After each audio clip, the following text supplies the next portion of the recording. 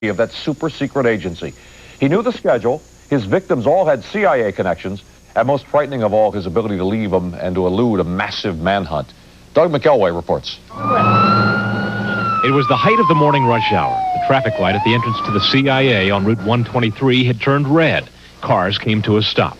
From the center lane, a man emerged from his car carrying a high-powered rifle. He calmly walked between the two left lanes where motorists were waiting for the left turn signal into the CIA compound.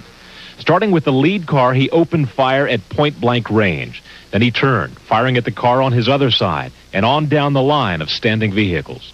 In the far left lane, the badly wounded driver of one car managed to turn into the visitor center at the CIA main gate, where he alerted guards.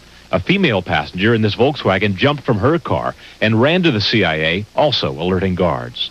New Hampshire Senator Bob Smith saw it all on his way to work. When I saw him, he was standing in front of the rows of cars, and he was looking over at me, or not at me, but at my car and other cars that were going by. And for a second, I thought he was going to shoot our way, but he then decided to take the still target. Dr. Barrett Burka and his wife were passing by when they heard the shots. My wife suddenly screamed, "There's a man shooting."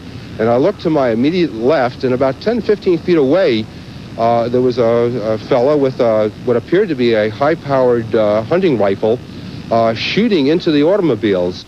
Larry Bright was on a bus headed in the other direction when the shooting erupted. He kept on shooting and just kept shooting, pow, pow, pow, pow, pow. It's hitting everything inside. Was he shooting out the window? He was shooting out of his window, and I don't know if he got out the car. I wasn't sure, because I mean, you were scared to get up, and the bus driver was extremely nervous, and he just hurried up and got out of there.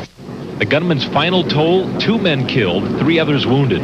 The CIA identified the dead as 28-year-old Frank Darling of Reston, Virginia, and 66-year-old Lansing Bennett, also of Reston. Both were employed by the CIA. 2 of the wounded were also on the CIA staff, and a third worked for a CIA contractor.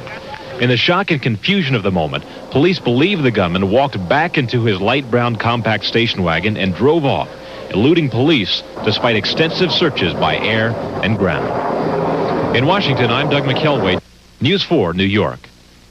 And tonight, witnesses are helping police put together a sketch of the gunman. Detectives are also going over a list of disgruntled and recently fired CIA employees.